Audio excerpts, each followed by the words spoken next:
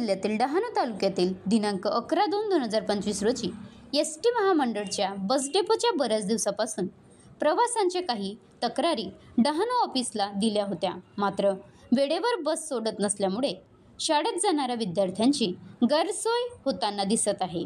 तसेच बरेच ठिकाणच्या सेवा बंद केल्या आहेत व बस डेपोमधील बाथरूम कधीपासून बंद असल्याने शौचालयास अडचण निर्माण होत आहे।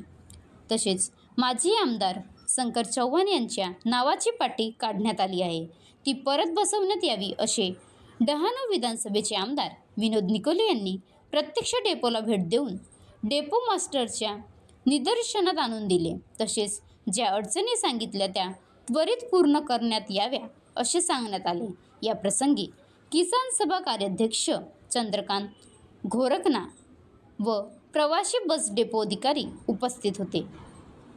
महाराष्ट्र लाईव्ह न्यूज कल्पेश दळवी, तालुका प्रतिनिधी डहाणू।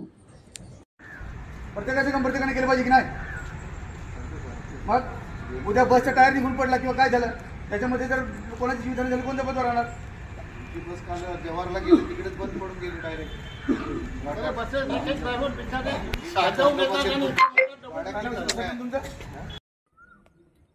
बनवा व्हिडिओ, पाठवा व्हिडिओ, आम्ही तुमच्या न्याय हक्कासाठी लढा देऊ।